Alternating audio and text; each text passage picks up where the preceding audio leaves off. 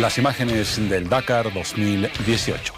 Cuando la atención de gran parte del país está centrada en problemas como la aprobación y los conflictos generados por el nuevo código del sistema penal, y cuando la preocupación del país también en gran medida está concentrada en otro asunto como la autorización a la reelección presidencial y de otras autoridades de forma indefinida, acontecimientos extraordinarios como el Dakar adquieren un tono algo más opaco.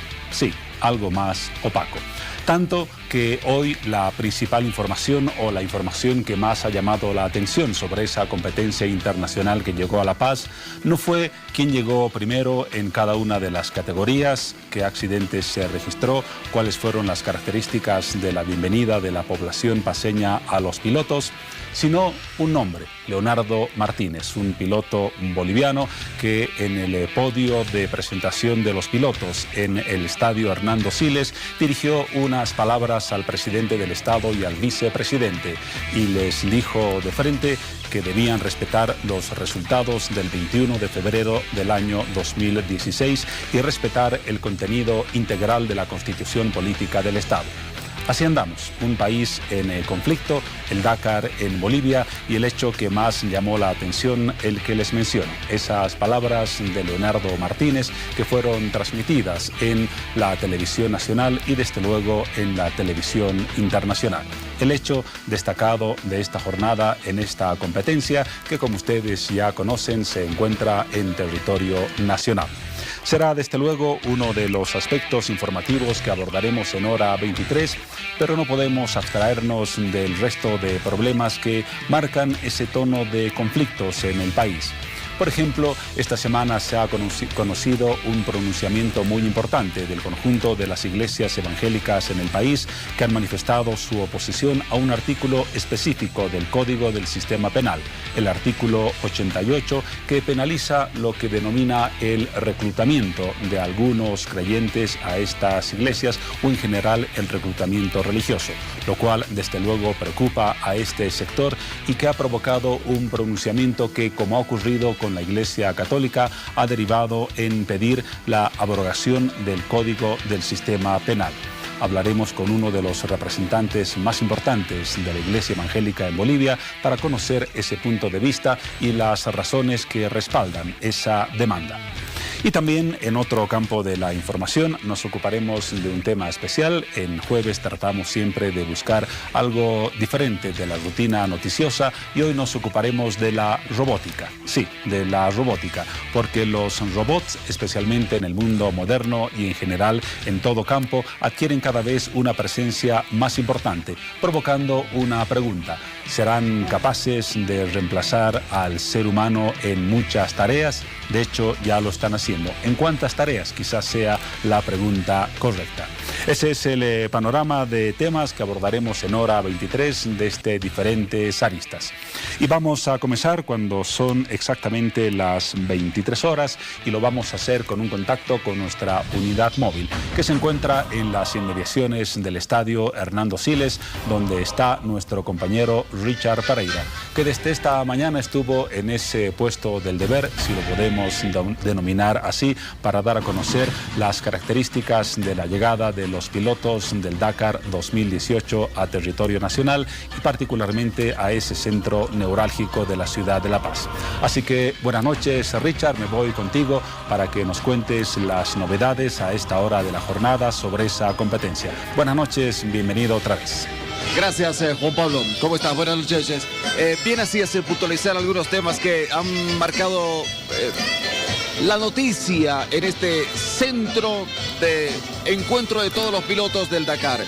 Esa puntualización haciendo referencia a las palabras del piloto Leonardo Martínez, quien a su paso por este podio, donde a propósito ya todo comenzó a desordenarse porque ya pasaron todas las máquinas, fue lo que más llamó la atención. En lo deportivo, estrictamente, habrá que recordar que hoy fue una gran faena de parte del piloto boliviano Daniel Martínez, el motociclismo que llegó séptimo en la etapa número 6. Una performance que ha mejorado también el Chavo Salvatierra con la ubicación número 32. En automóviles, Marco Bulasi en el puesto número 23, dentro de los más destacados. Llegaron todos los pilotos bolivianos hasta la ciudad de La Paz, de los 9 que quedaban en competición. El último boliviano en ingresar a esta rampa fue River Vázquez, Luciano Pérez tuvo que tomar una ruta alternativa debido a la cantidad de público que existía. Él estaba muy rezagado, pero esto le permite continuar en carrera para partir pasado mañana por la etapa número 7. Pero hubo muchas cosas, reiterando, ya cuando se viene desalojando el público, las autoridades también dejaron el palco oficial, remarcando lo que tú bien comentabas al principio, llamando la atención las palabras de Leonardo Martínez, piloto de Quadratrax, que se ubica en el puesto número 30 en esta etapa número 6. Por debajo de él está su hija, Suani Martínez, padre e hija que compite ya hace 4 años en este Rally Dakar, un esfuerzo empresarial que ha emprendido justamente este cruceño. Eso es lo que llama la atención, con mucha repercusión sobre todas las cosas a través de las redes sociales. La competencia se ha llevado en un marco de fiesta, sin embargo habrá que decir, más allá de algunas manifestaciones que se han registrado cerca al mediodía, las primeras horas de la tarde, mucha seguridad, policías y efectivos militares han resguardado sobre todo este sector donde estaban las principales autoridades, incluyendo al presidente del Estado y al vicepresidente. Un programa, sin embargo, donde todos los bolivianos tuvieron la oportunidad de respirar fiesta deportiva, donde todos los competidores han coincidido en algo, de que el Dakar debe pasar permanentemente por Bolivia, por sobre todas las cosas, por el público y el calor humano que han sentido al ingreso a territorio boliviano y particularmente a la ciudad de La Paz.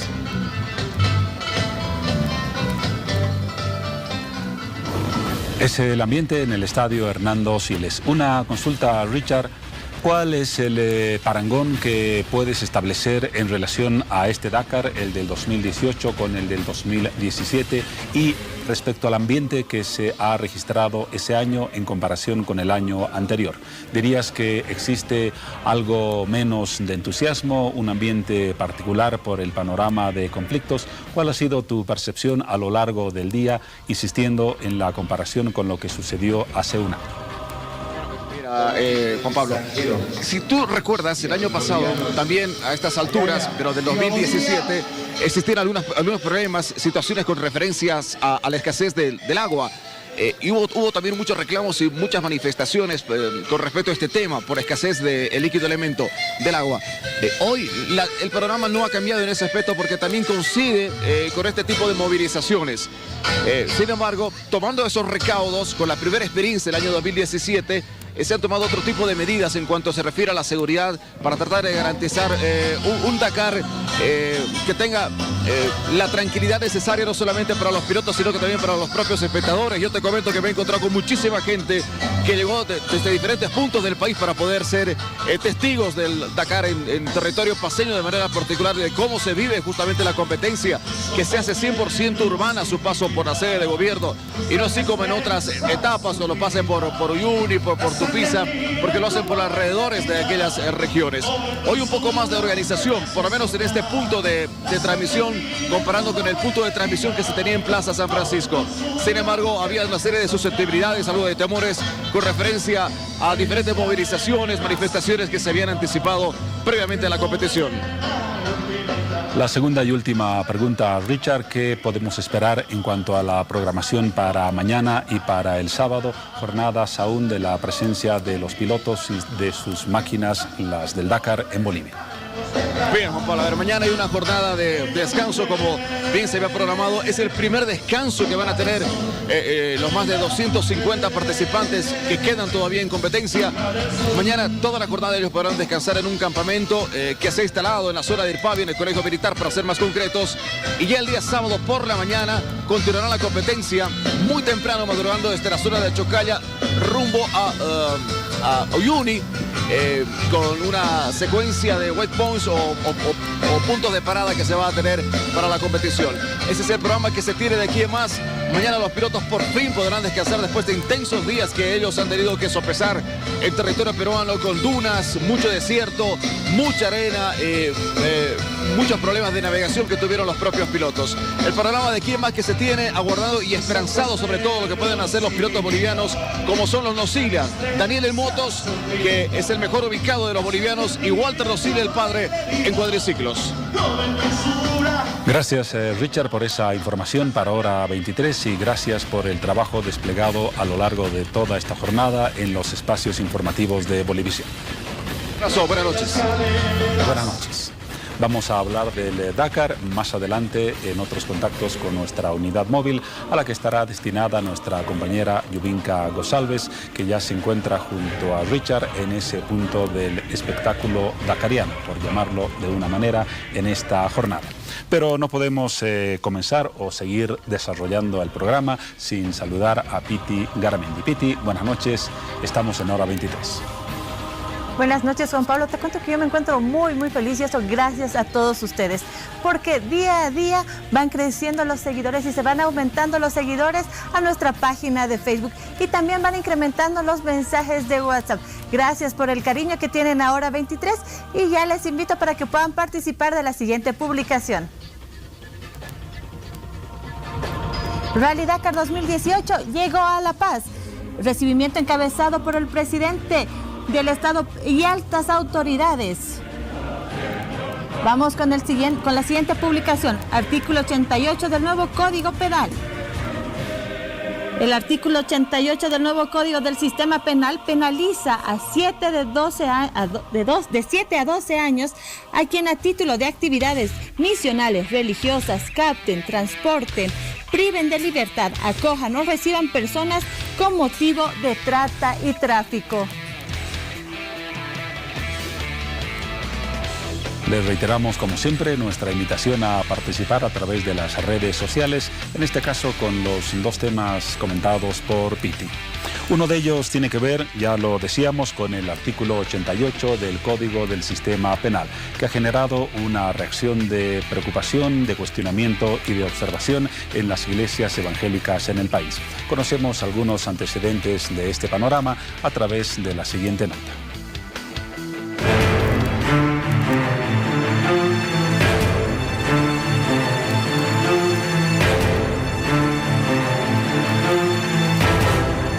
Los cristianos evangélicos se sumaron este lunes al movimiento de rechazo al nuevo Código del Sistema Penal por sus observaciones al numeral 11 del parágrafo primero del artículo 88, referido a la trata de personas, que sanciona hasta 12 años de cárcel a las personas que capten, transporten, trasladen, priven de libertad, acojan o reciban personas para fines de reclutamiento en organizaciones religiosas o de culto. Para el pastor Miguel Machaca Monroy, presidente de las Iglesias Evangélicas de La Paz, considera que con la vigencia de este artículo no podrán predicar y evangelizar, además que atenta y viola los derechos de libertad y de conciencia y religión. Y lo más grave aún, dicen, criminaliza la expresión y difusión de los mismos. Recordemos que la norma indica que se sancionará con prisión de 7 a 12 años y reparación económica a las personas que por sí o por terceros capte, transporte o traslade, prive de libertad, recoja o reciba a personas con el fin de reclutamiento de personas para su participación en conflictos armados, organizaciones religiosas o de culto. Puntualmente observan que el artículo que cuestionan atenta contra su labor, especialmente en la ayuda al necesitado y en la restauración de hogares disfuncionales. Afecta además a su labor de captar, acoger y ayudar a personas presas en vicios tales como el alcoholismo y la drogadicción.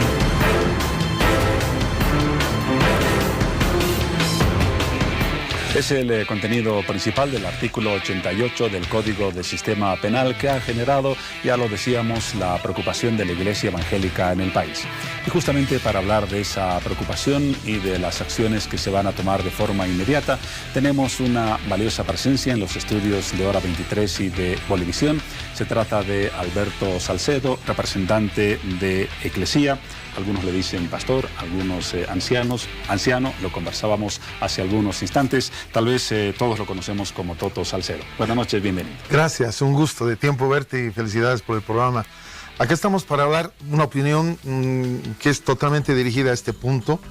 El punto está basado en un pensamiento que quiero soltártelo. Dice: la verdad siempre será la verdad, independientemente de la falta de comprensión, de la incredulidad y de la ignorancia del tema. Entonces, yo me quiero basar en lo que pensamos nosotros, yo como pastor de Eclesia, sobre este artículo 88. Vamos a hablar de él. Ese era un principio interesante para contextualizar el punto de vista con el cual se va a manejar el tema. Pero para que la gente conozca algunos antecedentes que quizás no son suficientes en su conocimiento de lo que es la presencia de la Iglesia Evangélica en Bolivia, estamos hablando de cuántas iglesias que están asociadas, si es el término correcto, a este credo.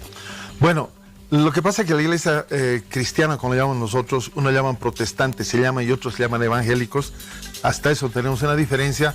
El punto clave es nuestra doctrina basada en una cosa de Jesucristo como el centro de todo.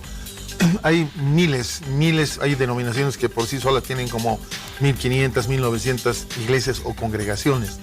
Y hay cantidad de las llamadas históricas, las llamadas pentecostales, neopentecostales, y a partir del año 72 las iglesias llamadas de nueva denominación, que son nacidas no de misioneros, sino de iglesias que empezaron con este avivamiento muy especial que pasó en 1972 finales y 73 con Julio César Rival. De ahí nacieron muchísimas iglesias que se levantaron a nivel nacional con un enfoque basado obviamente en la palabra. Entonces, no existe un solo portavoz, no existe un solo énfasis, no hay uno que se arrogue la representación general de los cristianos o los evangélicos, como quieran llamar, no existe. Lo que sí existe es una comunión y respeto entre nosotros, por eso vengo con respeto a hablar mi posición. Por lo tanto, cuando alguien diga a nombre de los evangélicos, no es verdad, no es verdad. No a propósito del pueblo evangélico cristiano, no hay estadísticas oficiales, pero leí en algún documento que existe una estimación de aproximadamente 2,5 millones de bolivianos que serían parte creyente de esta iglesia. ¿Son cifras aproximadas a lo que ustedes conocen? Sí, en 1972, cuando hablo de esta explosión, éramos el 2,8% de llamados protestantes en ese entonces. Luego de este avivamiento que pasó, un despertar muy importante espiritual, empezó un crecimiento sin parar, y algunos nos ponen entre el 25 hasta el 30% de la población boliviana. Y este es un parámetro interesante, pero que en la práctica a veces no lo notamos mucho. En el tema del aborto, cuando tuvimos que salir y poner nuestra posición muy clara sobre este tema del código, justamente no hubo una participación como quisiéramos, una apatía, una indiferencia muy grande de los mismos sectores que hoy día están pronunciándose. Es una autocrítica que hago porque nosotros también hemos tenido poca diligencia de atender este tema en su momento. Luego que fue aprobada han aparecido una cantidad de errores o de interpretaciones. Yo me dedico solamente al tema que nos toca como iglesia. Entonces, por esas características, ya conocimos los grupos que abarca la Iglesia Católica o Cristiana, la cantidad estimada de fieles. Estamos hablando, y no se trata de hacer un ranking ni nada por el estilo, pero sí de la segunda iglesia más importante en el país después de la católica. Por supuesto. Y practicante, la primera. ¿Por qué la primera? Porque practican, se han desafiado a hacer una transformación de su vida. No estamos, digamos, solamente en la liturgia, esperando algunas festividades, sino que nos hemos desafiado porque hemos reconocido nuestra imperfección de tener unos principios eternos, inamovibles y una ayuda de Dios para vivir de otra manera. Aunque los católicos tal vez dicen lo mismo. Dicen, por eso, pero son pareceres. Es un tema muy especial, como es espiritual y es subjetivo. En este caso yo respeto muchísimo, tengo grandes amigos, sacerdotes de todo tipo, por muchos años, así que cuando nos sentamos nos edificamos, no debatimos para destrozar. Seguro que sí, lo vamos a convocar en alguna oportunidad para hablar de la presencia de la Iglesia Evangélica en Bolivia. Estos datos eran importantes. Vamos ahora sí al punto de conflicto, el artículo 88 del Código del Sistema Penal, que en su parágrafo 12 caracteriza como crimen, abro comillas, el reclutamiento de personas para participación en organizaciones religiosas o de culto. ¿Es este el aspecto que preocupa a la Iglesia Evangélica de este código? Claro, en realidad es el 11 del artículo 88. Y yo quiero muy brevemente, porque conozco el tiempo en televisión un poquito. ¿Usted es un maestro en la televisión? No, todo lo contrario, sigo aprendiendo. Esto comienza con el libro segundo. El libro segundo dice infracciones penal específica, título 1 crímenes, capítulo 1 dice crímenes contra la humanidad. Ahí parte el origen inicial del artículo 88. O sea, ya está tipificado de qué temas se está hablando. Todo esto lo estoy hablando porque he sido asesorado desde hace meses, porque hemos tenido el cuidado de revisar el código. Por lo tanto, ya teníamos una posición sobre este tema. Por eso estoy leyendo, para que no cometa algún error. El artículo 80, que de ahí empieza, habla de genocidio. El artículo 81 habla de crímenes de la humanidad. El 82 habla de crímenes de guerra. El 83 habla de uso ilegal de material nuclear. O sea, dentro de esas tipicidades estamos hablando del tema. El 84 habla de homicidios, el 85 de feminicidio, el 86 de homicidio de niña o niña, el 87 habla de tortura, tratos crueles, inhumanos o degradantes, y abre un capítulo dentro de este libro segundo que se llama Contra la Dignidad. Son delitos contra la dignidad. Luego entramos al famoso y ahora polémico artículo 88, donde dice que será sancionado con prisión de 7 a 12 años y reparación económica a la persona que por sí o por terceros capte, transporte, traslade, prive de libertad, acoja o reciba personas con alguno de los siguientes fines. Ahora, los fines ya están hablados acá, que son contra la dignidad humana. Dice que tiene que ver con venta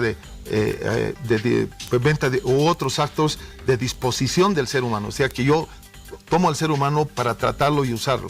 Y así, varios, habla de servidumbre costumbrista, explotación sexual, embarazo forzado, turismo pornográfico, etcétera, etcétera. Dentro de esos está el 11, que dice reclutamiento de personas para su participación en conflictos armados o organizaciones religiosas o de culto.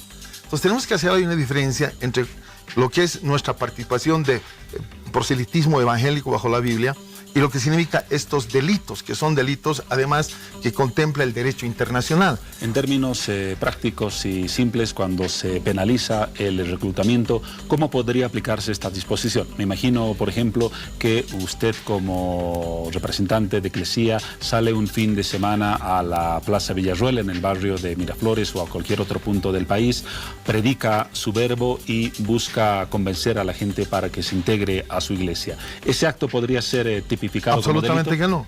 Porque ya estará yo equivocado en esta posición, estaría hablando de otras cosas.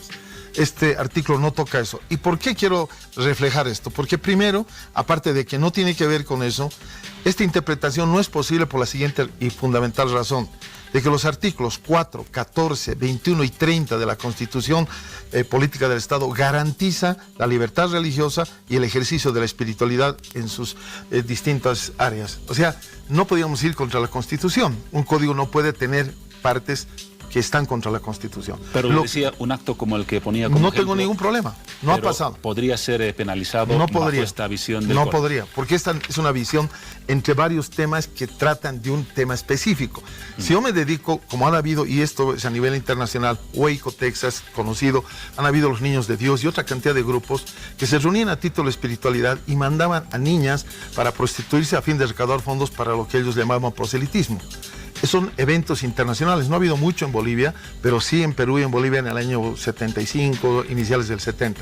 Entonces, el derecho internacional obliga, hay un departamento de las Naciones Unidas que habla de delitos específicos de este tipo, donde han colocado en una ley anterior que teníamos, y la tengo por aquí a la mano, esta ley, donde decía de sectas que se dedican a este tema. Han cambiado por este tema de organizaciones religiosas o de culto, en los cuales podría tratarse de podría manipularse para utilizarlo, depende de qué tipo de juez tenemos, pero nosotros quisiéramos que se redacte de otra manera. Entonces, ese punto, si el ejemplo que le colocaba no es el más adecuado para expresar la preocupación de la Iglesia evangélica, ¿qué es lo que consideran más sensible y de mayor preocupación en el conjunto de este artículo? Simplemente, para decirlo con respecto a esto, que se modifique la manera de redacción, que se está abriendo un espacio, hemos escuchado autoridades que dicen, para que no se redacte así, sino se mantenga lo que dice la anterior ley, que hablaba de esto ya, que teníamos en Bolivia, respecto a sectas, lo me decía de esa manera muy clara. Así que este tema, los tengo aquí yo, la información es bastante amplia, obviamente no voy a demorar mucho en esto, pero el artículo 88 dice, hay que tener cuidado con la ley 263 de 2012, que señalaba un texto similar que decía sectas religiosas. Entonces nosotros quisiéramos que se mantenga esto, porque una secta es algo secreto, algo oculto, que no está mostrado públicamente y que no tiene ninguna resolución que permita su funcionamiento. Entonces ahí le está dando ya un carácter de algo totalmente contrario a la ley. Pero nosotros, todos los que estamos participando, en su gran mayoría, creo que el 90 y tantos %, tenemos personalidad jurídica, etcétera, etcétera, etcétera. Persecución hemos vivido de antes en el antiguo código, que no sabemos si sí o no, porque hay 1 año y medio todavía, de verdad, de parte de la Dirección de Culto de la Institución Católica, de Medios de Comunicación, de organizaciones que a nosotros particularmente, estoy hablando de lo que pasó con ese tipo de ley, nos acusaron de todo y quisieron hacernos desaparecer de una manera muy terrible. 3 años demoramos en demostrar que éramos inocentes y eso se solucionó en una sesión reservada del Senado Nacional de la República, para decir que cuando uno quiere hacer algo, lo hace bajo cualquier tipo de ley. Depende quién es el que ministra la justicia. Entonces, de manera sintética y precisa, ustedes están objetando la ambigüedad en la que está redactado el artículo mencionado y pedirían una derogación de ese artículo. No. O a diferencia de la Iglesia Católica, están en contra general del Código del Sistema Penal. Yo quiero referirme a este punto porque ahora es sujeto de acusación cualquier tema. Voy a hablar del Código, este es oficialista, voy a decir, no, este apoya tal. Me quiero dedicar a esto porque es un tiempo que vivimos, hay una paranoia de todo. Hablar del Dakar ahora igual ya es un problema, entonces tiene que estar mudo y en este caso mi llamado, que es superior al tema político, tengo obviamente mis opiniones sobre todo porque soy un ciudadano boliviano, pero como pastor de una congregación no puedo dedicarme a hablar de cosas particulares. Entonces, en este caso concreto, este punto 11, no es el 12, el 11 tiene que ser redactado de una manera más clara para que sea conciso y sea exacto y no tenga este tipo de interpretación. Pero la clave es que estamos basados en este libro segundo y bajo estos capítulos. Entonces no podemos mezclar. Ahora, para redactar, como usted recomienda, de forma más precisa ese artículo, el camino jurídico inevitablemente pasa por la derogación de ese artículo. No del artículo, sino del punto en el artículo. O del punto, pero exactamente. La figura ahora, de la derogación. Perdón, lo que quería es... La derogación sí es la que se aplicaría. Claro. Podría tratarse, pero ahora están tratando ya, y hay varios que van a presentar, y va a haber una ley de la República que va a modificar la cantidad de errores o no precisiones que existen, porque existen varias cosas que pueden llamar a confusión, y que cuando uno lo quiere llamar a confusión, por eso empezaba con ese pensamiento, lo voy a llamar. O sea, yo me siento aludido, me parece que hay un sector de mis hermanos en la fe que siente que este artículo y que todo el código debería anularse. Eso no hay una posición conjunta de la Iglesia Evangélica. Por ejemplo, esta semana hemos conocido una posición muy clara de la Iglesia Católica que ha señalado que el Código del Sistema Penal favorece a los poderosos y que además en una frase destacada decía que sería de sabiduría derogar este código, abrogarlo en realidad. ¿La Iglesia Evangélica es así de clara o todavía no tiene una posición? Tiene posiciones. Hay grupos que ya se han manifestado públicamente, ¿no? Grupos que tienen varios, que aglutinan ciertos sectores, han hablado de esto, otros dicen que no. Hay varias posiciones, no hay una posición unánime. Donde sí nos hemos puesto de acuerdo, y quiero rematar con esto el tiempo que me permites, es que debemos seguir batallando por una ley, porque hasta ahora somos invisibles, de libertad religiosa. No tenemos hasta ahora en el país, desde su fundación, una ley que nos habilite y que seamos visibles y que tengamos deberes y que tengamos además derechos bajo una ley. Estamos en un trámite de hace 4 años, esperando pacientemente que este gobierno, que ya nos quitó el peso que teníamos antes de que había una religión oficial y ahora hay una separación de iglesia y de Estado y debería haber una libertad de conciencia, este proyecto de ley donde nos hemos unido todos, hemos redactado de manera conjunta, porque al principio teníamos varios proyectos simultáneos y nos decían, por favor, ¿cuál va a ser? Esa ley sí es la que vamos a impulsar. Y nuestra posición, que ha sido muy firme, permítame reiterar y remarcar, es sobre el aborto. En ese caso, la ampliación de las causales de aborto lo hemos rechazado, lo vamos a seguir rechazando y vamos a acudir a todas las instancias que hubiera, y ahí sí pido la participación de todos los que han sido totalmente apáticos al movimiento que ha habido previo, que ahora, con lo que se va a pasar en este recurso que vamos a presentar, tengamos una salida. Y ahí sí existe unanimidad en la Iglesia Evangélica. Porque es un tema muy claro, el tema de la vida es lo básico para nosotros. Ahora, ¿qué ha pasado respecto a la percepción de la Iglesia Evangélica o de la Iglesia a la que usted representa en particular en los últimos años sobre la conducta y la figura del presidente del Estado, Evo Morales? Porque revisando algunos temas encontraba, por ejemplo, que el año 2011 o 2012, usted me va a corregir, su programa La Verdad nos hace libres nombró como líder del año al presidente Evo Morales. ¿Fue el 2011 o 12? No recuerdo exactamente, pero no lo nombramos nosotros. Cada año hacemos en el programa que tengo una encuesta de la gente que llama para nombrar el líder, no el personaje, porque el personaje puede ser uno que ha matado 30 o lo hago. Entonces buscamos liderazgo en Bolivia, ese es nuestro trabajo. Muy bien. Y ahí el pueblo votó. Y nosotros intentamos comunicarnos con él para ir a dejarle el premio en el palacio, en su oficina. Y a través de su ministra de Comunicaciones dijo, ¿qué tal si voy? Pues quisiera conocer la iglesia. Y vino a visitarnos a la congregación. Fue la primera vez que un presidente vino a visitarnos, y como nosotros hemos estado en contacto desde que me convertí. Yo me convertí cuando había un dictador, Hugo Banzer Suárez, como presidente. Y nosotros nos acercamos a él, oramos por su vida, hubo un milagro que se sanó un ministro, de ahí él se conmovió y pasó muchas cosas ahí. Y desde ahí hasta el día de hoy nos hemos acercado a todos los presidentes y lo voy a seguir haciendo. No me acerco en tema político, de hecho nunca hemos recibido un favor especial, y todo lo contrario, no es el momento de hablarlo, pero sí nos toca respetar y orar porque tenemos que vivir de manera correcta, que algunas cosas no se deben hacer, pero eso lo hago personalmente con todo tipo de autoridades. Muy bien, lo aclarado, fue la gente la que eligió a través del programa a Evo Morales como líder del año. Así es. Pero usted en la ceremonia que menciona o en el acto de presencia del presidente del Estado con Eclesia dijo lo siguiente: siga adelante con sabiduría gobernando el país, que este ejército es una potencia cuando eleva oraciones por Bolivia, y seguirá hablando de las cosas buenas de su gobierno. Hoy tiene la misma percepción de Evo Morales y de su gobierno. En ese entonces decía que gobernaba con sabiduría. Por supuesto, cuando hemos orado nosotros, para no mover los adjetivos, hemos orado para que Dios lo llene de sabiduría, que hacemos con todas las autoridades. Han venido alcaldes, senadores, mucha gente bien. Y nuestra misión no es de un juicio político. Nuestra misión es de bendecir a las autoridades, que es un mandamiento que está en Romanos capítulo 13. Y ahí le dijimos que lo llene el Espíritu Santo de sabiduría, y que además de las cosas buenas siga haciendo. Porque el tema popular ahora es siempre lo malo, buscar lo malo en todo. Todos tienen algo bueno, todos tienen algo malo que cambiar, y todos tienen algo pésimo que corregir. Ahora esa sabiduría aparentemente no se ha traducido en el artículo que objeta ahora la Iglesia Evangélica. No, pero la sabiduría tiene muchas maneras, pero eso no me toca a mí. Es una acción de Dios, es una acción sobrenatural. El tiempo de desastres, el tiempo de dolor. Nosotros hace un mes que estamos orando por la paz en Bolivia, porque los creyentes hemos sido llamados a ser pacificadores, no a revoltosos y a echar gasolina a todo problema que hay. No es nuestro deporte. Nuestra misión es todo lo contrario, llamar a la calma, llamar a la reflexión, llamar al respeto entre los bolivianos, y que toda cosa que tengamos, porque todos tienen su punto de vista, la resolvamos de manera pacífica, sin insultos, con respeto unos a otros.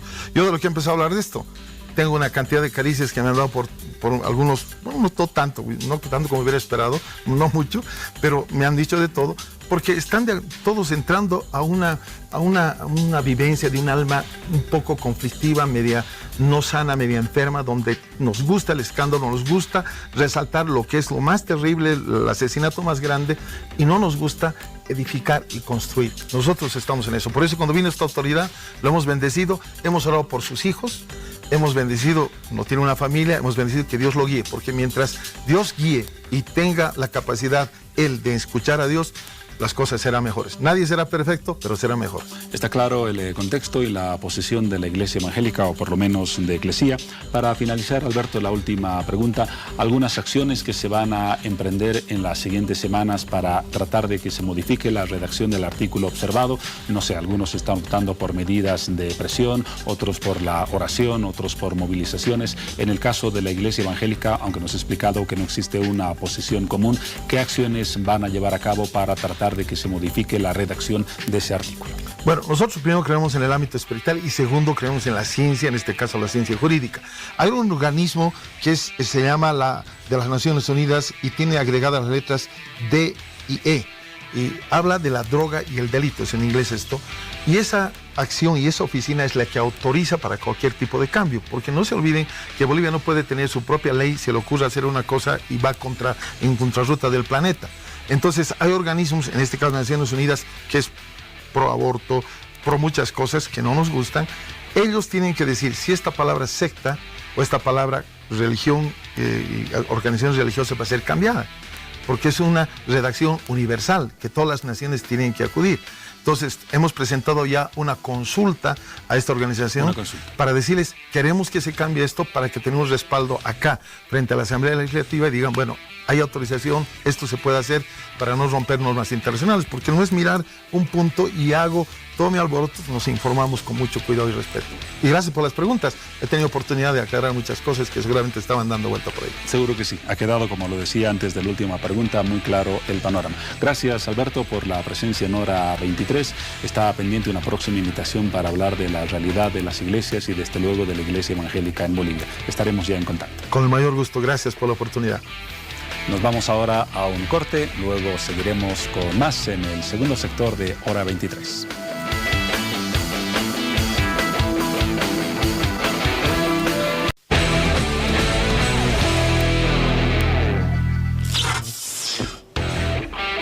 Son las 23 horas con 35 minutos. Volvemos a tomarle el pulso a la competencia del Dakar. Poco a poco se va extinguiendo el sonido o el rugido de motores en la ciudad de La Paz, ya que la mayor parte de los vehículos se encuentra en la zona Vivac. Pero ¿cuál es el panorama con el que comenzamos, o más bien el panorama en la zona en la que comenzamos Hora 23? Me refiero a las inmediaciones del estadio Hernando Siles. Nuestra unidad móvil, esta vez con Yubinka González, que nos va a describir ese panorama y cuál es el estado de cosas en ese punto de la ciudad. Yubinka, buenas noches. Juan Pablo, muy buenas noches. A esta hora de la noche, ¿no? Solamente nos encontramos con lo que es la música. La música, quiero mostrarles el panorama con el que estamos viviendo esta noche. Ya no hay mucha gente, ya prácticamente se están levantando el palco oficial y los escenarios. Poca gente en este lugar. ¿Y cuáles son las expectativas que se han vivido el día de hoy? Para hablar de esto, me encuentro con el viceministro de Turismo, Ricardo Co. ¿Cómo está, viceministro? Muy buenas noches. ¿Cuál es el panorama que se ha vivido esta noche? ¿Ha habido las expectativas correspondientes para este día? Sí, bueno, yo creo que todo ha transcurrido en normalidad. Pese a las inclemencias del tiempo, había una participación de toda nuestra población y los competidores han llegado satisfactoriamente, gran parte de ellos. Yo creo que además la fiesta continúa. Están todavía los grupos más significativos haciendo el arte en la noche. Yo creo que todavía quedan unos cuantos camiones por llegar. Sin embargo, creo que se ha vivido una jornada de fiesta con una participación muy característica del pueblo boliviano, con mucho calor, mucha calidez. Y además, claro, todos los competidores que han llegado al podio han ponderado esta característica de nuestro pueblo, ¿no? Ellos decían, son 70 kilómetros que venimos y encontramos la gente apostada. Pese a que llueve, pese a que graniza, la gente está ahí, ¿no? Bien plantada y sobre todo alentando de nuestra carrera y dándonos todo el cariño del boliviano. El ministro nos informaba que también ha habido incidentes en este Dakar donde varios pilotos competidores han perdido la ruta. Bueno, sí, ya por la noche creo que era un poco más complicada encontrar la ruta, entonces han tenido que dar algunas vueltas y por tanto más de uno se ha perdido. Y sin embargo, bueno, ha llegado también con hipotermia, ¿no? Había un piloto que llegó a Calamarca con hipotermia, así como estamos nosotros. Bastante frío de la noche, ahora ya se fueron al Big Bag, a lo que es Impact. Así es, todos ya han bajado, mañana es el día de descanso. Por la noche, a partir de las 8, hay un cóctel en la Carpa País, donde va a estar el presidente recibiendo a los invitados especiales, a Basso y también a los competidores. Entonces el día de mañana se tiene un evento especial también para los competidores. Sí, mañana. Y además mañana se lleva adelante la Feria Dakar, que es en Sucre. La prensa internacional está viajando muy temprano a cubrir la Feria Sucre. Muy bien, muchas Muchas gracias, bienvenido. Entonces el panorama, entonces, Juan Pablo, conectamos esta noche, estamos en un frío increíble, estamos temblando aquí con el viceministro, pero bueno, dándoles esta información. Recalcar también que esta competencia va a ser aproximadamente, no competencia, este pasar de los autos que todavía siguen pasando por este lugar, va a ser hasta las 4 de la mañana. Entonces a la gente que todavía se anima a pasar por este frío, que esté presente en este lugar, Juan Pablo. Gracias, Yubinka, por ese informe que nos ha puesto al tanto de lo que sucede en estos instantes en la plaza del Estadio Hernando Siles. Será hasta pronto, Yubinka. Cambiamos de tema, nos ocupamos de otro que estoy seguro será apasionante para todos ustedes. Ya nos da algunos detalles, Piti.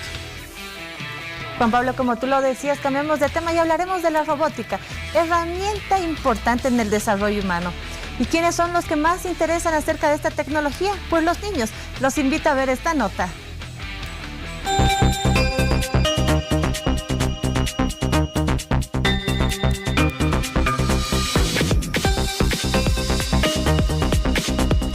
Este es un prototipo robótico. Quien las arma, un pequeño de aproximadamente 14 años de edad. Como lo aprecia en imágenes, Jonathan a su corta edad tiene un futuro brillante al contar con habilidad y destreza. Este es un robot de Lego programado técnicamente para mover estos, que son los motores izquierdo y derecho.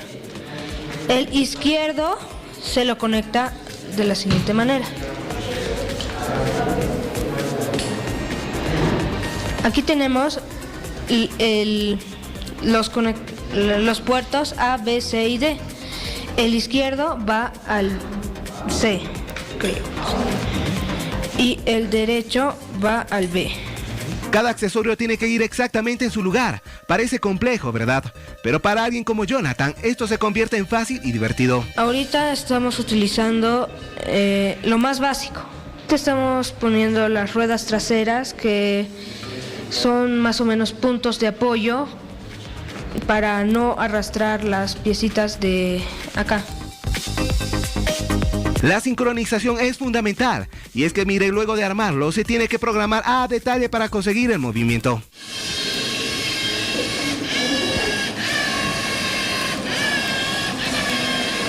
Interesante, ¿no es verdad?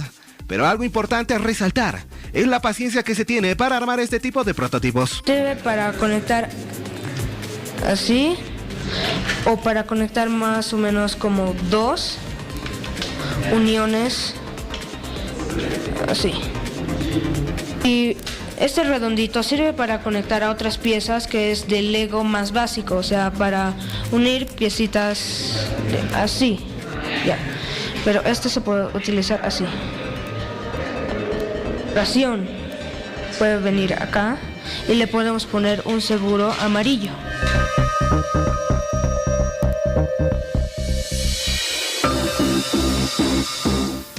Antes de irnos con la entrevista, yo quiero hacerles una invitación para que ya puedan participar de la siguiente publicación.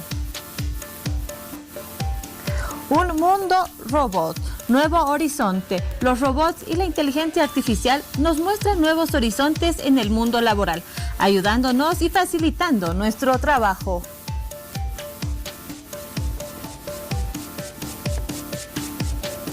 Y vamos a seguir explorando este fascinante mundo de la robótica.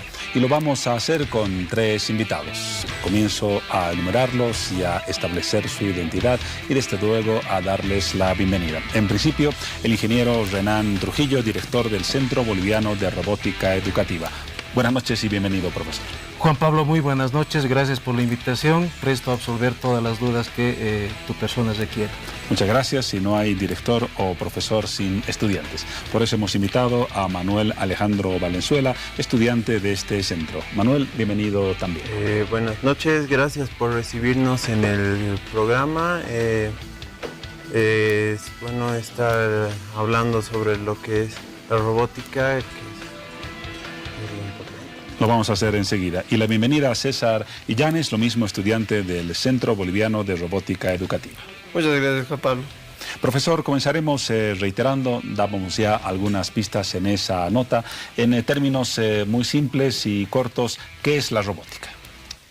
La robótica es una técnica que integra varias disciplinas como la matemática, la física, la electrónica, la programación, el control de dispositivos, destinado a diferentes fines.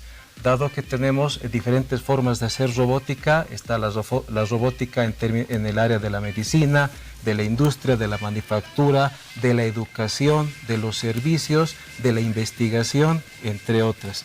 Entonces, cualquier artefacto que se denomine un robot tiene que cumplir ciertas características. Tiene que tener una estructura mecánica, tiene que tener actuadores, tiene que tener sensores, tiene que tener un controlador y tiene que tener un medio de transmisión. Cualquier artefacto de la vida real, de nuestro contexto, que cumpla con esas características, es considerado un robot. Usted ha mencionado a varias profesiones que están involucradas en lo que es la robótica, pero la robótica, para los interesados, ¿es una profesión en sí?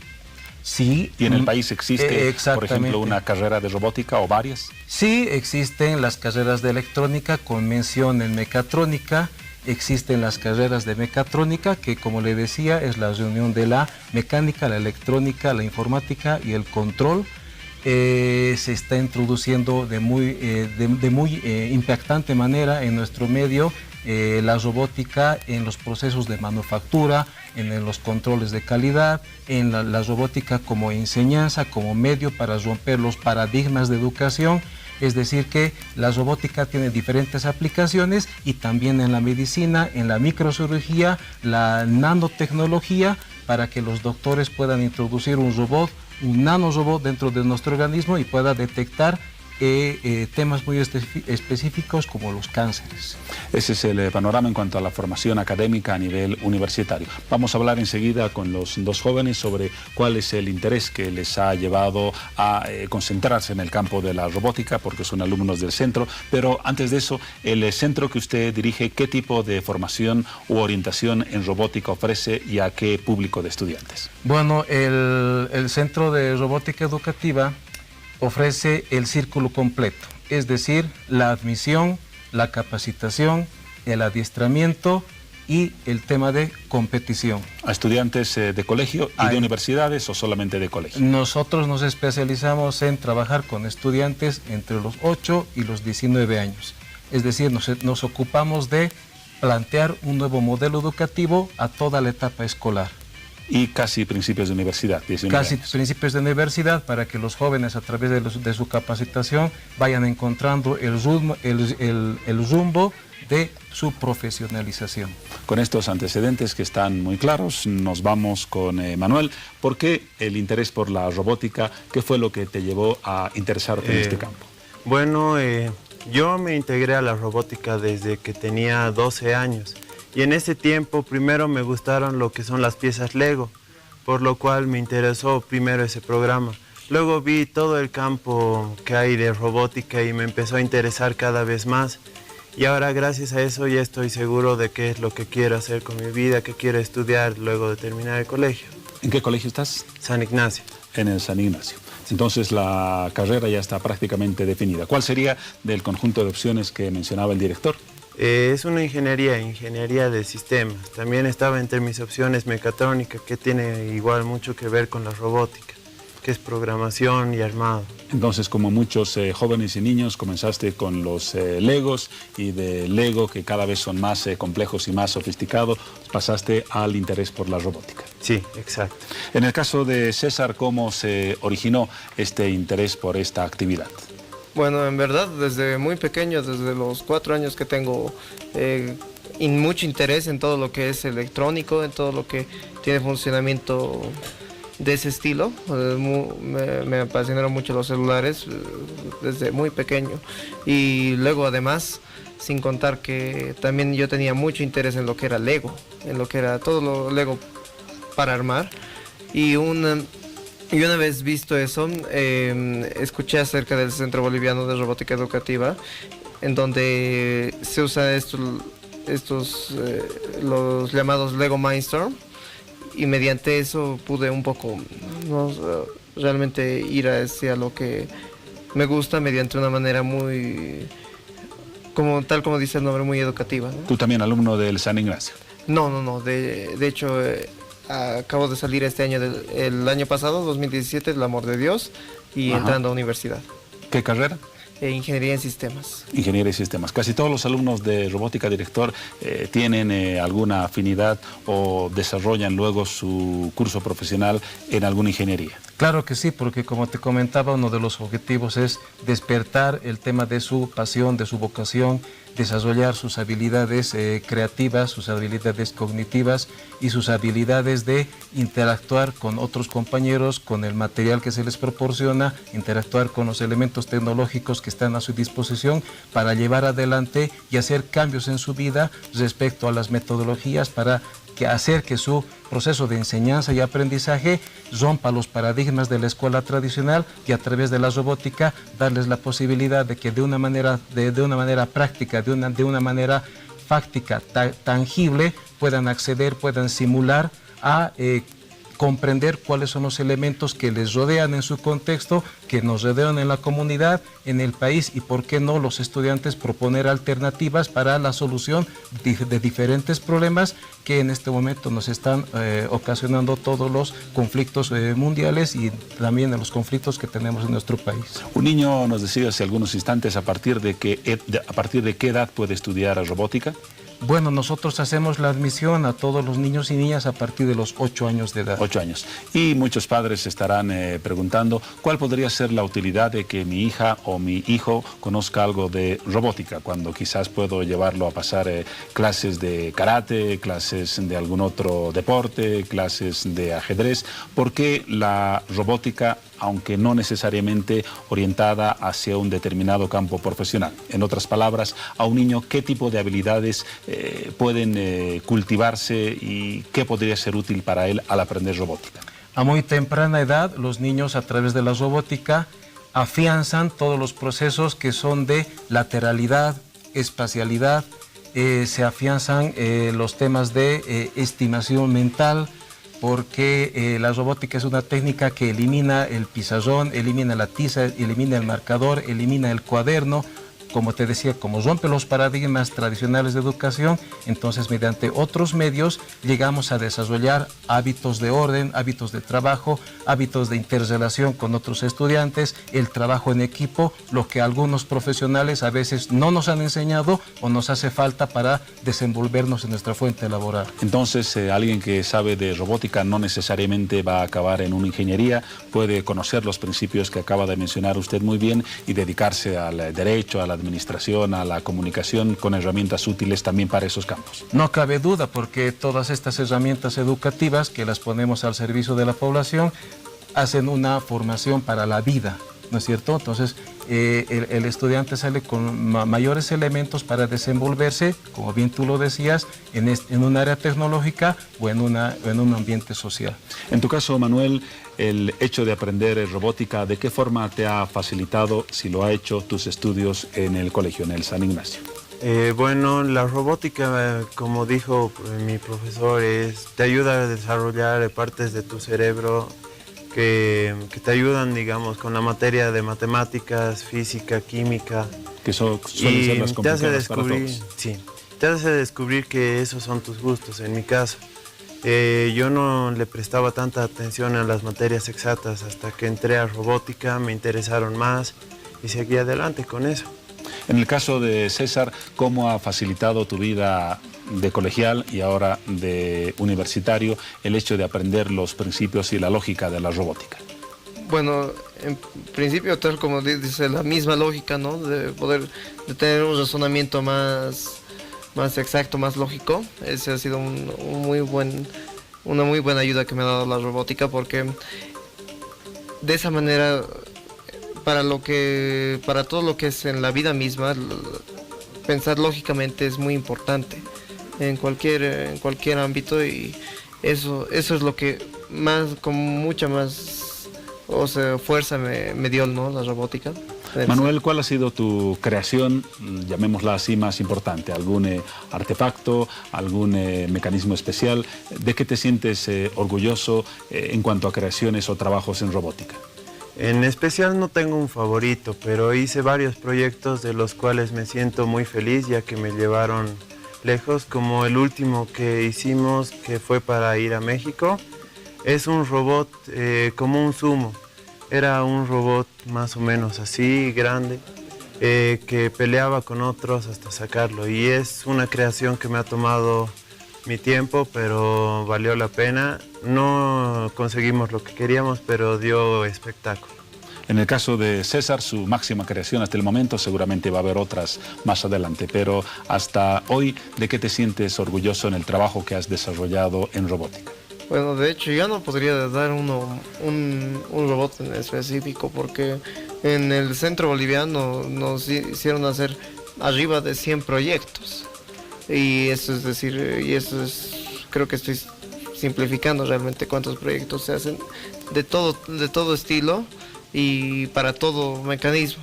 Por ejemplo, el que trajimos ahorita, que se puede ver... Es el que estamos viendo en la mesa. ¿Ese sí lo trabajaste tú? Ese lo trabajamos Manuel y yo, al ser en equipo. Este es un seguidor de línea competitivo, y en general se usa solo un sensor, pero tiene la técnica para usar dos. ¿Y cuál es la utilidad del aparato? Del aparato, bueno, para la competencia que se hizo era seguir la línea en menor tiempo, ¿no? Ahora, obviamente, para el trabajo laboral, más que nada se puede sacar la lógica, ¿no?, de los procesos. Muy bien. Director, en el caso de los ejemplos que estamos revisando, se trata de experiencias pioneras que me imagino son la base para desarrollar más adelante proyectos más complejos. Bueno, como nosotros nos dedicamos a la robótica educativa, este tema de competición que comentábamos anteriormente es el producto final, ¿no? Entonces, acotando lo que dicen los estudiantes, hemos tenido la oportunidad de llevar nuestros proyectos a la competencia al Robomatrix 2017. ¿De carácter internacional? De carácter internacional. Es la 7ª final de robótica en competencia para la Liga Latinoamericana de Robótica en Competencia. ¿Cuál fue la sede? La sede ha sido la ciudad de Michoacán, en México. Morelia, México. Entonces hemos asistido, entre otros estudiantes, con César, con Álvaro. ¿Presentando qué proyecto? Y con Manuel presentando estos robots velocistas, ¿no? Velocistas, se llaman así.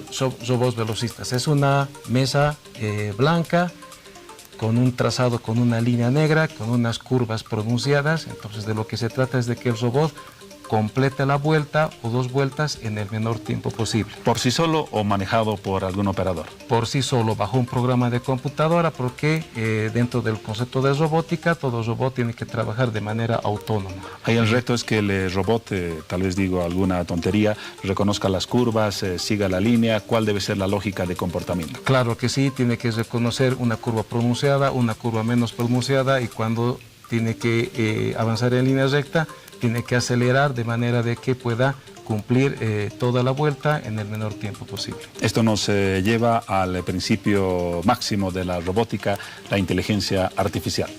Bueno, la inteligencia artificial es un concepto que va un poquito más allá. Se trata de que todos los robots vayan aprendiendo por sí solos, ¿no es cierto? Eso siguen un programa donde tienen un programa de aprendizaje y está muy asociado también al concepto de las redes neuronales. Ese tipo de tecnología se lo aplica en los celulares, en los robots de reconocimiento de diagnóstico médico, en los robots controladores de tráfico aéreo, etcétera, etcétera.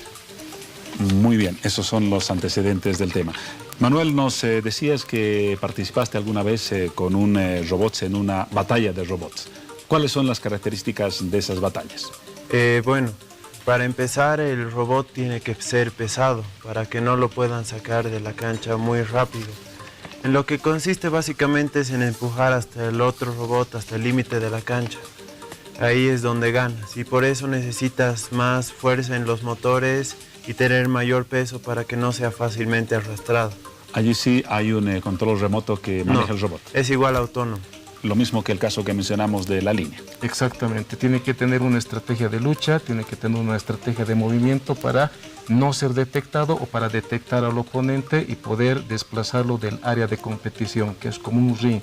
Y de ahí viene el concepto de sumo, porque simula la batalla que hacen en Japón entre estos competidores de gran volumen, Entonces intentan sacarse fuera del dojo, fuera del ring, lo mismo hacen estos robots. ¿Tú, César, participaste alguna vez en una de estas batallas de robots? Sí, justamente con Manuel fuimos compañeros. Bueno, fue el mismo modelo, simplemente que... Bueno, o sea, fue la misma experiencia. ¿Con victoria o con derrota en el caso del robot?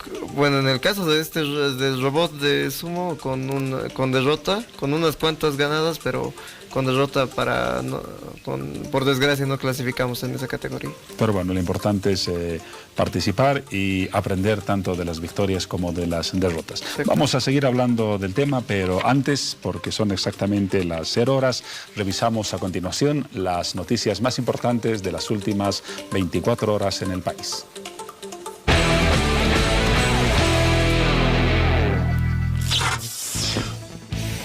Para decirles, por ejemplo, que la policía procedió este jueves en horas de la tarde a gasificar a los miembros de la Central Obrera Boliviana y de otros sectores que se encontraban bloqueando la avenida Montes, por donde pasaron los competidores del Rally Dakar. Recordemos que luego de un cabildo desarrollado al mediodía de este jueves, donde se exigió abrogar el Código Penal y pedir respeto a los resultados del referendo del 21 de febrero de 2016, los manifestantes se apostaron en la avenida Montes e impidieron que algunos vehículos de apoyo a los competidores del Dakar atraviesen ese sector.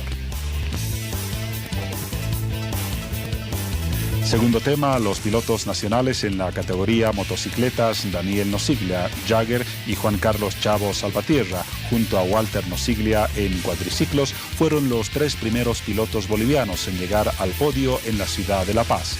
En medio de una persistente lluvia, Nosiglia Jagger, de 23 años, subió al podio aproximadamente a las 16:30, portando una bandera boliviana y bajo la ovación y el aplauso de los ciudadanos que colmaron las inmediaciones de la Plaza Tejada Sorzano, cerca al Estadio Hernando Siles, en la zona de Miraflores, donde noche antes se armó un gigantesco escenario. Y la última información, el gobierno y los médicos suscribieron este jueves un acuerdo complementario referido a la agenda del tratamiento de las sanciones por el prolongado paro del sector que sumó 47 días. El convenio surge a efecto de las últimas declaraciones de los ministros de Trabajo, Empleo y Previsión Social, Héctor Hinojosa, y de Salud, Ariana Campero, quienes por separado confirmaron que se ejecutaría la premisa día no trabajado, día no pagado. De acuerdo a la firma de la adenda o acuerdo complementario de hoy, se establecerá el cumplimiento del acuerdo original que tenía que ver con la negociación sectorial y departamental de este tema en las instancias que corresponden.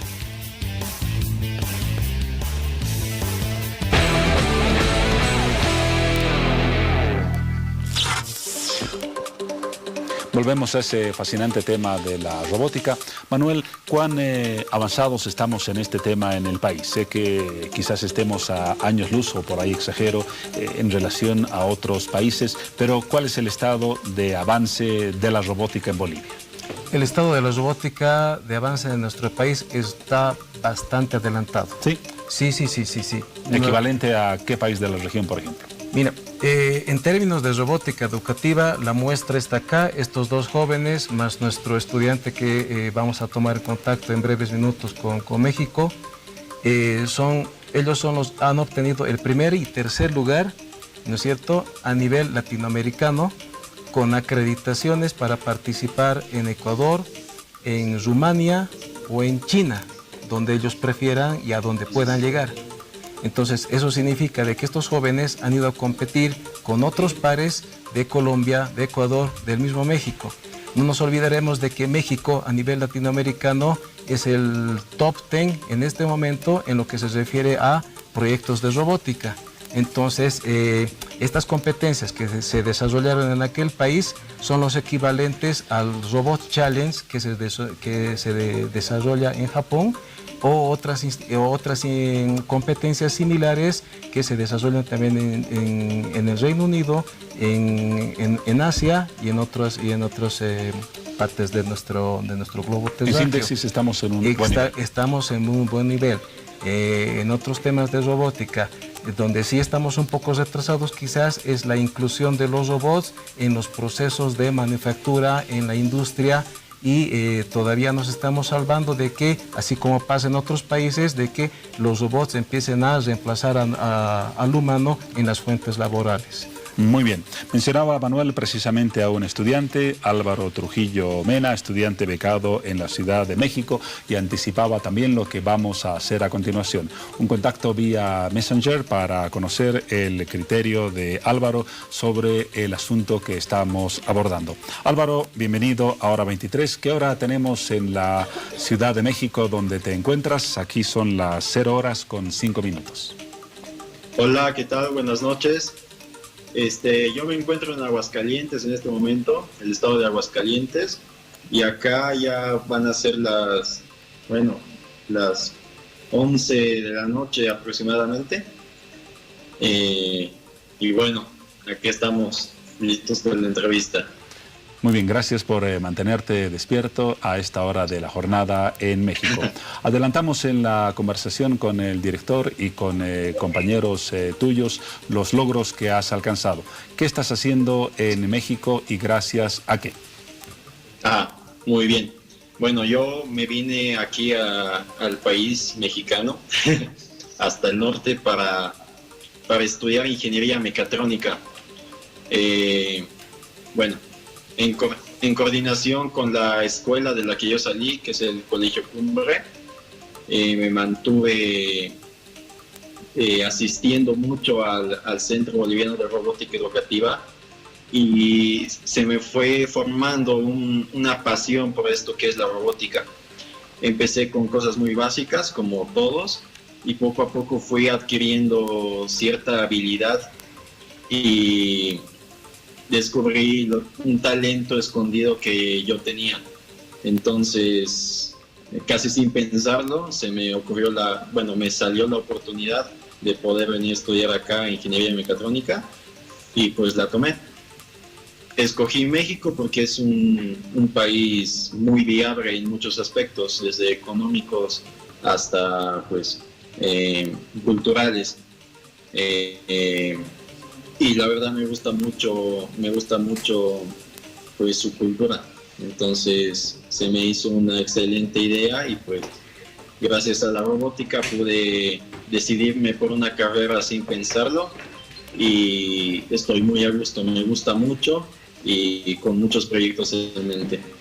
Una pregunta más, Rolly.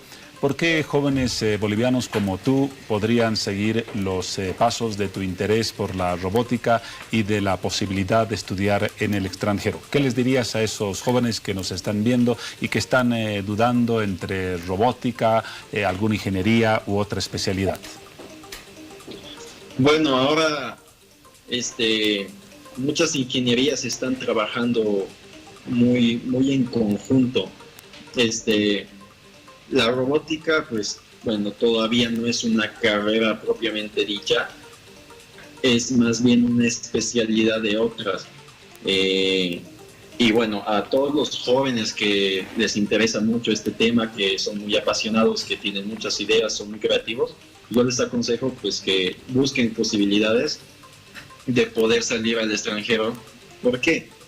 Porque lamentablemente en muchas universidades de Bolivia este tema es muy nuevo, no hay mucha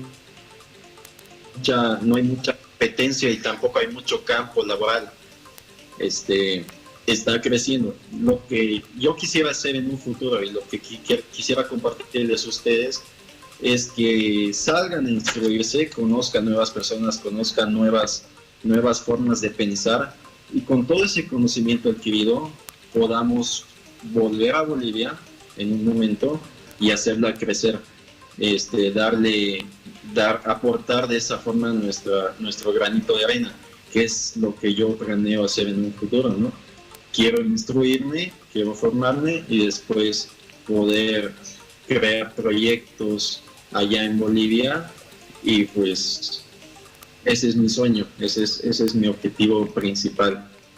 Gracias, Rolly, por compartir tu experiencia con nosotros a través de este contacto. Ahora sí, te dejamos descansar. Y gracias también por esas palabras de aliento a quienes estén interesados en este campo profesional. Volvemos a estudio y ya para cerrar, Renan, ¿qué no hemos mencionado y que puede ser relevante para los interesados o para quienes están a un pasito de dar una vía o un giro hacia la robótica?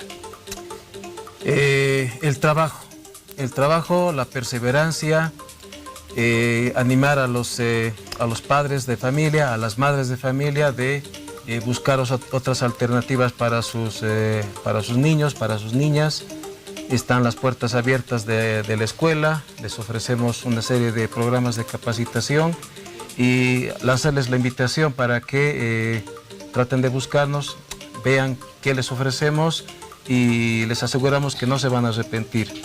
Es una buena inversión, tanto en lo económico, en lo cognitivo, en lo personal, en lo social, y van a desarrollar nuestros estudiantes diferentes habilidades para poder hacer lo que dicen estos jóvenes o lo que menciona Álvaro, ¿no? Dar su granito de arena para hacer crecer nuestro país, que necesita mucho trabajo, mucho estudio y mucha gente que le ponga el hombro a todo este proyecto que se llama Bolivia. Manuel, en una frase muy corta, ¿por qué dedicarse a la robótica? Diría que es abrir tus horizontes, algo nuevo, algo que es innovador. Antes no existía esta materia, ahora sí, y es nuestro futuro igual de las siguientes generaciones. Muy bien, lo mismo César, para el cierre, ¿cuál debería ser la raíz o el norte para quien esté interesado en la robótica? Bueno, lo primero, el interés hacia ella, porque uno siempre nace con afines hacia algo, y más que nada lo interesante y nuevo que es, tal como decía Manuel.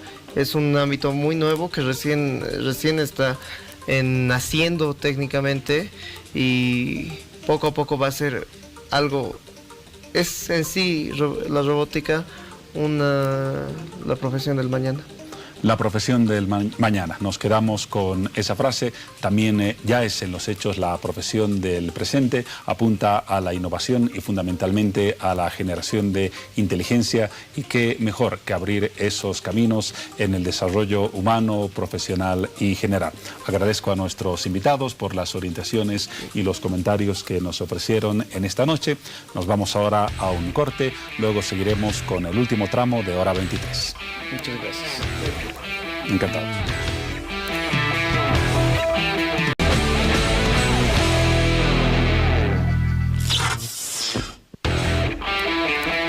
Luego de la robótica volvemos a ocuparnos de los temas que forman parte de la actualidad y desde luego de la preocupación del país. Las consecuencias en cuanto a reacciones de la aprobación del Código del Sistema Penal, el paro que está convocado para esta jornada en el departamento de Santa Cruz, las movilizaciones de otros sectores. De hecho, ayer jueves se registraron varias en las, no digo 9, en 8 capitales departamentales del país, a excepción de Cobija.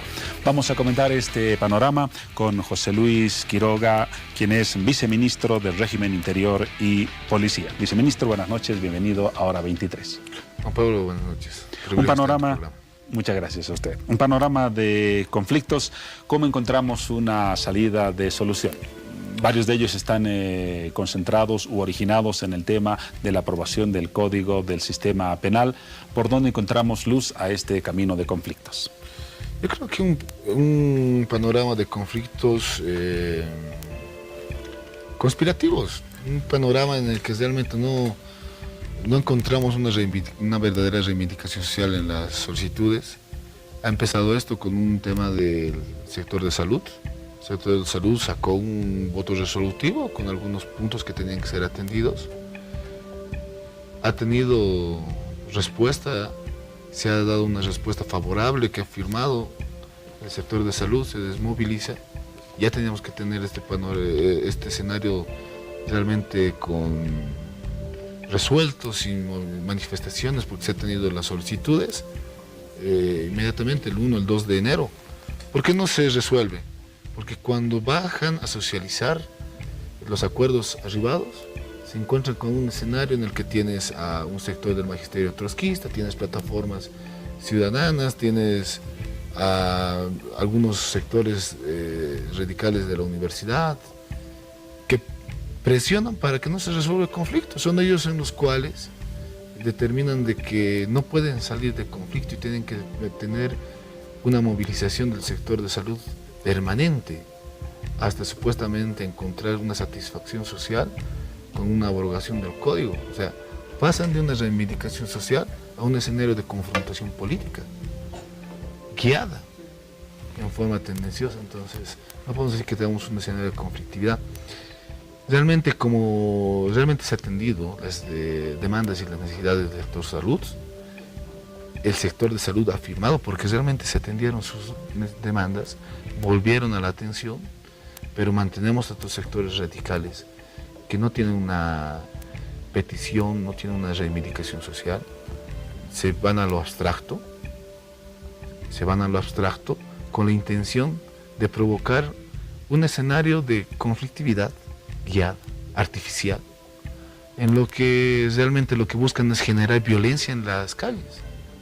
No buscan realmente una reivindicación social, quieren generar un escenario de crisis, pero con violencia en las calles. Ahora, usted utiliza un término artificial, como lo han mencionado algunas otras autoridades de gobierno, pero ¿será artificial el panorama que vimos durante 47 días en La Paz y en otras capitales del país con el sector médico movilizado?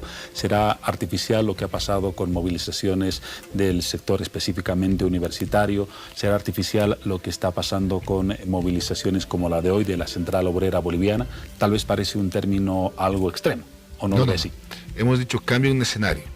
Cambias un escenario en el que tienes un sector de salud, en el cual se atiende sus demandas y persisten grupos que presionan para que continúen el conflicto social y en forma artificial. Es artificial porque atiende sus pedidos, pero ellos quieren continuar en un escenario de violencia, en un escenario de confrontación. Usted me habla en este momento, Juan Pablo, de que tenemos el día de hoy un paro movilizado convocado por la COP.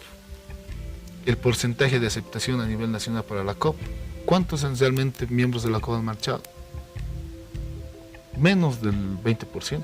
El ministro de Gobierno ha calificado como un fracaso la movilización de la COP. Porque realmente es eso. En un índice del 83% como la normalidad normal en el país. ¿Qué es lo que se ha podido monitorear y evaluar?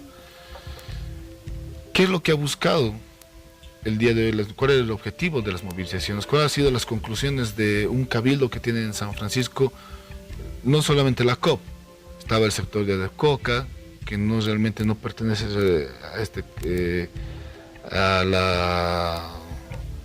orgánicamente a la coordinadora, pero se suma con 2.000 personas. Está la universidad, imagínense. Tenemos al señor Waldor Barracín, que reúne en forma extraordinaria al Consejo Universitario, que es un consejo académico, para dejar sin efecto una resolución que declaraba el receso de fin de año de los administrativos y de los universitarios. ¿Con qué finalidad? Con la finalidad de movilizar al sector del sindicato de trabajadores y a los universitarios para llevarlos a las calles, ¿no? O sea, ¿para qué? Corte el receso, es decir, la vacación de la universidad, para llevarlos a las calles. Ese es el objetivo. Tenemos al sector de la COP. No es toda la COP. No es toda la COP. Por lo menos no es la COP, no es la COP que realmente representa sus bases. Tenemos al sector que sería un pequeño sector del magisterio, que realmente moviliza unas 80 personas en todas las marchas, que es, hay que admitirlo, del señor José Luis Álvarez. El día de hoy todo este sector, que han indicado que iba a ser el día de hoy una gran manifestación, han logrado efectivamente reunir todos estos sectores, alrededor de unas 4.000 a 5.000 personas en San Francisco. Hemos garantizado la marcha, en ningún momento se ha hecho una represión, ha confluido en lo que ha sido el San Francisco, pero la determinación del Cabildo, bloquear el Dakar. Lo que sí quiero rescatar es algo, ponderar algo. Tenemos realmente el pueblo boliviano y especialmente el pueblo paceño una característica que realmente enorgullece. realmente hace sentir bien al extranjero, hace sentir bien al que viene de afuera. Somos excelentes anfitriones. Esto se ha demostrado en las calles el día de hoy. A propósito del Dakar, vamos a seguir hablando del panorama de conflictos. Un hecho que llamó la atención y generó interés fue la participación de un piloto boliviano que lanzó una reflexión al presidente y al vicepresidente del Estado en el podio instalado en el estadio Hernando Siles. Vamos a ver esa grabación para conocer el comentario del viceministro a propósito de esa circunstancia. Leonardo, bienvenido a La Paz. El aplauso de todo el pueblo. Gracias, señor presidente. Gracias a toda La Paz, gracias a toda la gente, a toda la policía, a todo el cariño. Todo lo que se vive en Bolivia es el fruto de la gente que está, nuestra Bolivia, nuestra gente. Señor presidente, muchas gracias por hacer, señor, el Dakar. Usted sabe que nosotros participamos hace muchos años. Muchas gracias. Permítame que tengo el micrófono en este momento para poder nombrar y decir algo, señor presidente. Yo vengo corriendo el Dakar hace 4 años.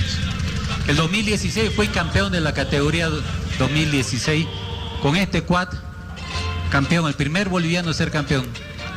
Me inscribo en el Dakar y todas las reglas y las normas del Dakar las respeto. Va a disculpar, señor presidente, señor vicepresidente. Yo fui una de las personas que no voté por usted la primera vez cuando al podio. Ahora, señor presidente, señor vicepresidente, la mayoría votamos no. Yo me someto, cuando entro al Dakar, me someto a todas las normas y las reglas del Dakar. Completamente, no lo soy político. Yo solamente le pido, señor presidente, respetemos la Constitución, respetemos el 21 de febrero. Solamente eso yo le pido, señor presidente. Nosotros somos el pueblo. Y yo, señor presidente, y usted, señor Linera, yo los respeto mucho. Yo no voté por ustedes, pero ustedes son mi autoridad y son mi presidente ahora. Y yo me voy a someter a ustedes. Pero por favor yo les pido, respetemos la Constitución. ¿Qué?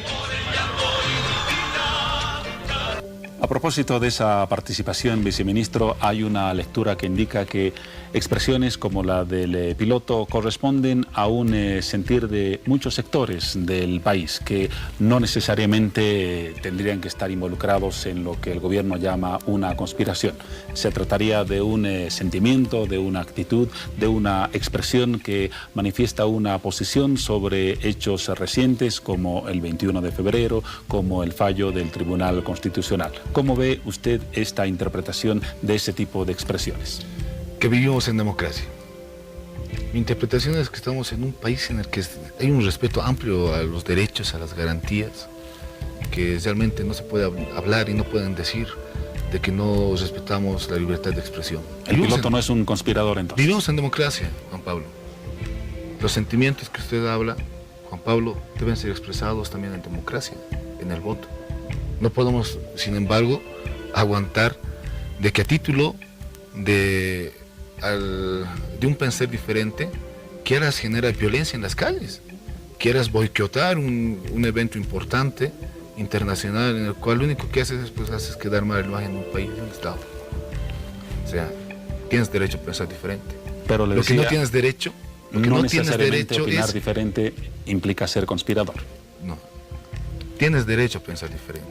El momento en el que plasmas tu derecho a pensar diferente es con tu voto, en democracia, en las urnas, con ideas. Pero el momento en el que algunas personas, no todas, ese pensamiento distinto, contrario, lo plasmen en afanes conspirativos como boicot a un evento importante, como violencia en las calles, como utilizar estudiantes para seguir generando violencia, como para realmente provocar una sensación de crisis, de caos, eso es pues un acto conspirativo. Las personas que realmente quieren hacer prevalecer sus pensamientos, quieren hacer prevalecer sus ideas, pues no necesitan generar violencia. Vamos a ver en algunos instantes un video a propósito de hechos que se registraron en la tarde de ayer jueves. Pero el término conspirativo no acaba siendo muy radical. Usted es un experto en derecho. Conspiración implicaría buscar desestabilización e incluso el fin de un gobierno democrático. Creo que nadie en el país en sus cabales busca romper una continuidad democrática. No, pero es lo que está pasando, lo que se está viendo. El hecho de que reúnas algunos sectores y que los organices para que salgan a las calles a generar violencia, lo que se ve es que en el fondo lo que quieren es generar una sensación de crisis, una sensación de caos. Esto poco puede ir ascendiendo y es lo que están buscando. No es casual de que se quieran articular estos movimientos que normalmente no tienen cosas en común. Tienen derecho a pensar diferente, tienen derecho a expresar sus pensamientos distintos. Estamos en democracia, pero en el momento en el que sales a las calles a generar violencia y te estrellas contra realmente el orden establecido, en ese momento estás cometiendo acciones que realmente conspiran. ¿Para qué? Para generar una sensación de crisis, de caos, de inestabilidad. Vamos ahora sí. Gracias. Vamos ahora sí al video que les anunciamos a propósito de hechos que se registraron en la tarde de ayer jueves en el centro de la ciudad de La Paz. Queremos hacer notar que nuestros estudiantes han sido aprendidos en una circunstancia absolutamente injusta, porque ellos no estaban cometiendo ningún delito, no estaban transgrediendo la ley, asistieron a una marcha convocada por la COP en circunstancias absolutamente pacíficas y que de principio a fin tuvo esas características. Por tanto, la policía no tenía ninguna razón para reprimirlos, pero además las cámaras muestran, está ya en las redes sociales, cómo nuestros estudiantes, para huir de los gases, varios de ellos se cobijaron en una iglesia de San Francisco. Y la policía nos persiguió hasta el lugar, cerró las puertas. El video fue producido, le preguntaba por... En la tarde, cuando hacíamos el monitoreo, yo por ejemplo vi estas imágenes, lo puedo rescatar, lo digo porque está en las redes sociales, lo vi en las redes sociales. En las redes sociales, por ejemplo, lo que lo sacaron fue una donde lo vi en TV, en el que decía que la policía interviene luego de que este grupo de jóvenes intervienen violentamente en los predios de una galería, no era iglesia por si acaso, ¿no? Era una galería, no la iglesia propiamente. ¿Qué queremos ver? Miren, cómo, especialmente con el doctor Albarracín, cómo al mejor estilo de Olañeta, es decir, de los abogados, al mejor estilo de los abogados altoperuanistas, ¿no? Que dicen una cosa con el fin de manipular y hacer creer otra cosa. En principio, realmente se puede ver en las imágenes cómo este grupo de personas están cometiendo actos vandálicos. Quieren abrir una puerta, abren la puerta, ingresan, la policía entra, los saca, los detiene y luego, posteriormente en las investigaciones, se llega a determinar que eran estudiantes. Dos cosas. Primero, el señor Albarracín y utiliza a los estudiantes para generar violencia. No es que la policía sabía, ninguno podría darse cuenta en este momento de que eran estudiantes. Posteriormente se determina que eran estudiantes, pero él dice no, que hay una persecución a los estudiantes. ¿Por qué? Porque quiere seguir atizando fuego. ¿Para qué? Para generar más violencia. En el hecho específico en sí que veíamos en las imágenes, que estudiantes o quienes se fueran ingresen a un recinto privado no es desde luego legal. Pero no es legal desde ningún punto de vista. Pero tampoco que lo haga la policía. Pero la policía está entrando a resguardar un bien público. Pero a un recinto privado ¿tiene potestad o requiere una orden del Ministerio Público? Cuando es en flagrancia y está en persecución de este ilícito, tiene la potestad de restablecer el hecho, no es el trabajo diario que hace la policía. ¿En qué circunstancias lo hacen? En las circunstancias inmediatas en que existe violencia luego de que se quiere realmente boicotear lo que es el Dakar. ¿Qué necesidad tenía la marcha convocada justamente por estos sectores de hacer una alfombra humana cuando estaba pasando justamente los vehículos del Dakar? Quería generar violencia, quieren tener heridos, quieren tener muertos. Ese es el objetivo, por eso decimos que es un afán conspirador. Ojo, Para el día de mañana, bueno, el día de hoy ya prácticamente en Santa Cruz estamos en viernes. Están convocando un paro cívico. Se respeta los paros cívicos. Cochabamba lo ha intentado 2 veces, las 2 veces no pudo. En Santa Cruz mañana está convocando un paro cívico para garantizar que mañana exista realmente el comercio cerrado, que no haya actividades económicas. ¿Qué es lo que están haciendo? Han contratado jóvenes. Están patrullando con bates de béisbol, con petardos. ¿Para qué? Para obligar a que cierre el comercio. Lo denunció hoy. Están patrullando. Muchos de ellos miembros de la Barra Brava de Oriente.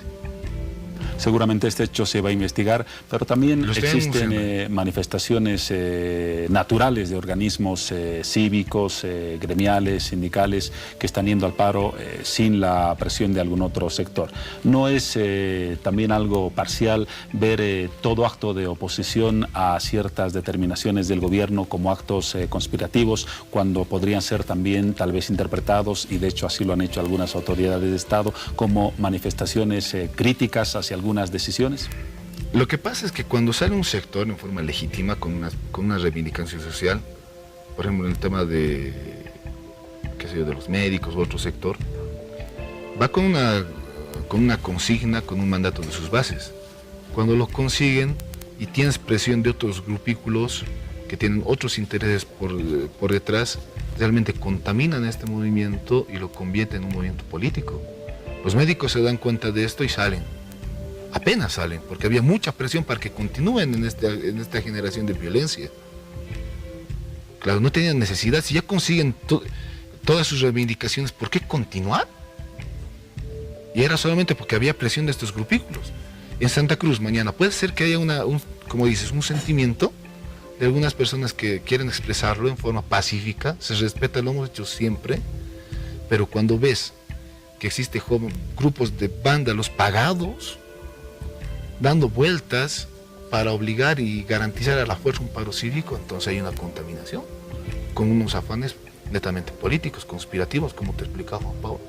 Veremos en esta jornada cómo evoluciona el paro cívico y cómo concluye este conflicto que se ha manifestado a través de varias expresiones en varios sectores. Gracias, viceministro José Luis Quiroga. ¿Algún comentario adicional para cerrar este tema? Que dejen de mentir, que dejen de mentir. La oposición, la derecha, que deje de mentir, deje de socaparse, deje de ocultarse en movimientos legítimos, deje de incitar a la violencia, deje de perjudicar el desarrollo económico que tiene Bolivia, y si quiere dar la cara, que lo dé la cara como tiene que ser, pero que no se oculte en sectores. Por ejemplo, la universidad, es lo que más me duele como docente universitario. Usted es docente universitario. Soy docente universitario, le pido al señor Waldo Alvarez, deje de mentir, deje de utilizar a los estudiantes. ¿Y algunos de sus alumnos no habrán ido a las manifestaciones naturalmente? Les va a preguntar cuando vuelva a clases. Lo que sí yo le puedo garantizar que no hay un solo estudiante que diga que en la academia le haya incitado a que salga a hacer actos reñidos en contra de la ley. Porque le puedo decir que a los estudiantes nunca les he dicho de que vayan y salgan y cometan delitos. Que ese es el pleno respeto al derecho. Una vez más, gracias, viceministro del Régimen Interior y Policía. En los siguientes días estaremos seguramente evaluando la evolución de este panorama en el país. Gracias por estar en Hora 23 en Bolivisión. Juan Pablo, muchas gracias por permitirme este espacio para informar a la población. Un paréntesis y luego ya el tramo final de nuestro programa.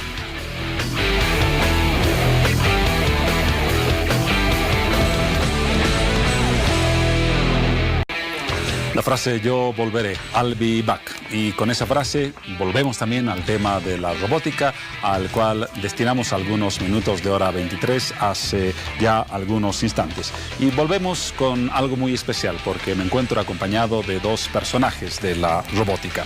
Rolly Mamani, estudiante de Ingeniería Electrónica y fundador de Robotic Creatures. Sí, ¿qué tal? Muy buenas noches. Buenas noches, Rolly. Carlos Mamani, hermano de Rolly. Sí. Buenas noches. ¿También estudiante de Ingeniería Electrónica? No, estudiante de fisioterapia en el área de... Fisioterapia. Sí. Muy bien. Colaborador directo. Ah, qué bueno. Sí. Ustedes nos van a hacer una demostración del exoesqueleto, ¿verdad? Sí. ¿Estamos viendo cuál es el exoesqueleto? Sí, este es un exoesqueleto superior. Acá lo tengo puesto. Como ven, exo es muy obvio. Digamos, nosotros tenemos un endoesqueleto que nos sostiene por dentro. Un exoesqueleto es un armazón externo, puede ser una servoarmadura, un exomarco también conocido. ¿Qué hace? Su principal objetivo de estos exoesqueletos en una persona como nosotros sanas es repotenciar la fuerza. En personas que han sufrido alguna parálisis o alguna pérdida de movilidad, puede funcionar como la asistencia o rehabilitación en personas. ¿Y esto lo fabricaron ustedes? Claro, Robotics Creators lo que quiere hacer acá, el desarrollo de biotecnologías, desarrollo de exoesqueletos, que son órtesis, y también la creación de prótesis, que ya serían extremidades artificiales. ¿Cuál fue tu participación, Carlos, en la creación de este aparato? Bueno, generalmente mi hermano se encarga de la parte mecánica, ¿no? Todo lo que se puede ver en los exoesqueletos, ¿no? Yo me he encargado en la colaboración de poder trabajar con personas que ya necesitan este tipo de trabajo, diremos, ¿no? Estoy colaborando en el área más física en las personas, ¿no? Trabajando con personas con discapacidades especiales, con discapacidades también, o trabajando también en el tema de prótesis en personas que pueden llegar a necesitar, ¿no? El trabajo o el proyecto está basado en, ¿cómo se podría decir esto?, en democratizar la tecnología para Bolivia. Entonces, ¿no? Hay dos aplicaciones. Sí. Nos decía la primera explicación para generar un mayor volumen de fuerza en una persona, claro. Y la otra posibilidad, la de ayudar a personas con algún grado de discapacidad. Sí. ¿Correcto? Sí, sí, muy bien dicho. Muy bien. Ya. Veamos ahora cuál es la utilidad y cómo funciona el exoesqueleto. Ya. Este exoesqueleto que lo tengo ya es antiguo, ya cumple más de 2 años y medio. Sí. Sigue funcionando, ha sido creado más para la demostración, para que las personas puedan entender, debido a que hemos tratado de concientizar a las personas para que entiendan más de estas alternativas, ya que en otros países están en una carrera, al igual como nosotros. No nos queremos quedar atrás, se puede hacer esto en Bolivia, solamente es dedicarle con mucha pasión. Y como verán, acá les voy a mostrar, he hecho un pequeño interfaz para imitar el movimiento de mi brazo, o sea, viendo la antropometría del cuerpo, lo vamos a pasar a este brazo artificial que sería el exoesqueleto. Lo veremos. Voy a empezar acá y el brazo va a inicializar ahí, imitándome. El movimiento de tu brazo izquierdo es replicado por el aparato en el extremo derecho. Sí, en personas como nosotros requerimos este tipo de interfaz. En personas que hayan perdido la movilidad tenemos que usar distintos tipos de interfaz. Neuronales, mioeléctricos, comandos, según a lo que cada paciente se pueda ir adaptando. Eso es lo que vamos a trabajando a día en Robotics Creators, trabajando en esa interfaz, ya que, como verás, acá tenemos otro prototipo de extremidades inferiores, son para dejar las sillas de ruedas y poder ayudar a las personas que han perdido esa movilidad. En el caso de este aparato, ¿cuál sería la aplicación práctica para algunas personas? En este caso, las órtesis no son invasivas, son robots paralelos. Si una persona no mueve el brazo, pero lo tiene, se puede hacer ese tipo de exoesqueletos y aplicarlo para que lo mueva, según el interfaz, la conexión entre hombre y máquina. Eso es lo que se podría aplicar. Y en personas como nosotros podrían levantar tranquilamente pesos. Y como verás, es modular, se puede desarmar, se puede acoplar a eso, y también es portátil. No requiero de ningún cable para que siga funcionando. ¿Aproximadamente cuál es el costo de un aparato? En este tipo de aparato yo he invertido casi como $500, todo lo que ven. En aparatos como aquello que sí tienen una inversión casi de $1.000. A consideración de lo que se ha lanzado comercialmente en el mundo, el primero que valía $70.000, ahora uno ruso que se ha lanzado en $40.000. Vamos a poder ver la aplicación del aparato. Sí. Mientras Carlos se prepara, ¿cuáles son las personas que generalmente demandan este tipo de equipos? ¿Cuál es el perfil de esas personas? Bueno, yo he empezado a un principio con mi iniciativa de mejorarme a mí, pero después he visto que se puede aplicar esto bastante en personas que realmente lo requieren. Y este es el aporte que yo como profesional, como ser humano, que quiero hacer acá en Bolivia. Justamente estamos viendo las imágenes, las puedes describir. ¿Es claro. Una sesión de explicación, de ayuda a alguien? Sí, eso es una demostración ya de un exoesqueleto de 6 grados de libertad. Es un prototipo más avanzado que no lo tengo acá es mucho equipo. Esto es más portable.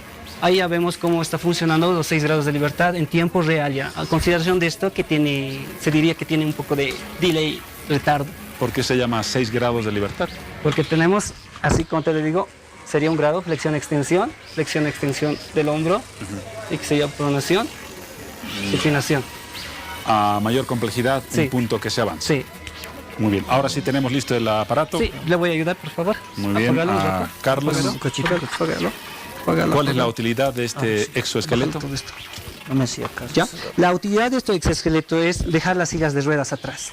para que las personas, desconectado eso, para que las personas que han perdido la movilidad dejen las sillas de ruedas y podamos dejar a un lado las sillas de ruedas y que ellos puedan poder empezar a dar unos pasos con esto. Y ahora sí. ¿Este es un prototipo o ya tiene una Es un prototipo ya, práctica? está siendo aplicado, pero estamos en la línea todavía. Si fuera rápido, ¿quién se lo haría? Estamos, digamos, no dejando de un lado la perseverancia para lograr esto. O sea, todavía no lo está utilizando alguna persona con algún grado de discapacidad. Pero en anonimato sí lo estamos usando ya. Que la persona no quiere que se les muestre. Ahora sí. Bueno, en este caso nosotros estamos tratando de replicar todo el movimiento que puede...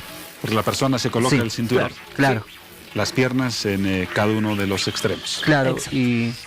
Bueno, ¿Y el control de las piernas se realiza a través de qué el interfaz instrumento? Que se pueda acoplar cualquier persona. Como te dije, puede ser mioeléctrico, neuronal. Hay personas que todavía tienen sensibilidad. Y según a eso, el grado de complejidad nosotros vamos desarrollando. Es una muestra, digamos, es como le digo, una demostración para que lo puedan ver. Y ya con el tiempo aquí, yo creo que ya va a ser natural que ustedes tendrían a una persona ya no con silla de ruedas, sino con este tipo de dispositivos electrónicos. ¿Este dispositivo se aplicaría para una persona de cuántos kilos, por ejemplo? Lo que queremos llegar es a los 100 kilos, que sea algo estándar. 100 kilos. Personas de menor peso, desde luego, con mayor facilidad. Más facilidad y no tendríamos problemas con personas de mayor volumen. Este equipo tenía un costo de aproximadamente $500. Sí. En el caso de este, ¿cuál es su costo? En inversión tenemos casi estimado como $1000. Lo que nosotros queremos hacer es democratizarlo, no sacarlo a un precio elevado, cosa que nadie pueda optar. Queremos sacarlo como sea, quizás como comprar un celular o un buen celular o una computadora, así, que cueste no mucho, que sea accesible realmente. Eso es lo que queremos lograr, porque si no... ¿Ustedes generan una tecnología propia o utilizan modelos, procedimientos y estudios que ya se han desarrollado fuera? Lamentablemente, en el Internet, diríamos, no puedes encontrar... digamos, programas open source, que sean exoesqueletos abiertos como para que tú los repliques. Claro. Siempre hay dispositivos terminados y no los puedes replicar debido a que no son abiertos. Lo que yo he hecho es desarrollar todo desde cero. Esa es mi única opción. Y bueno, con el tiempo, ya voy 3 años dedicándome a este tipo de tecnologías, se va viendo la evolución.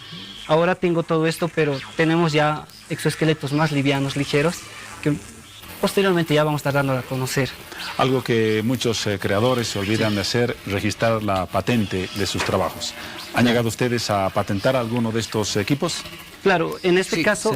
hemos trabajado en eso, ¿no? Estamos, como te diría esto, digamos, ya concluyendo, lo vamos a patentar. En el caso del nombre, el dominio, lo tenemos también. Estamos preocupándonos por esa parte porque lo que queremos generar también es marca para que muchos jóvenes también vean que no la robótica solamente hacer cosas de coches, autos, insectos, así. Tiene que ir más allá. Digamos.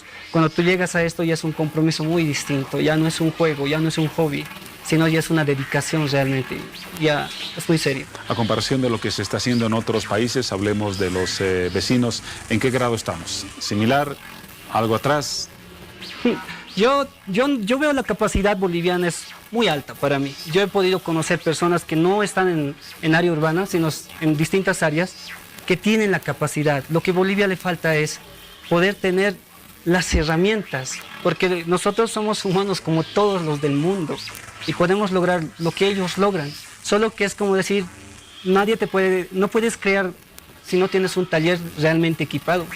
Tienes que darte las maneras.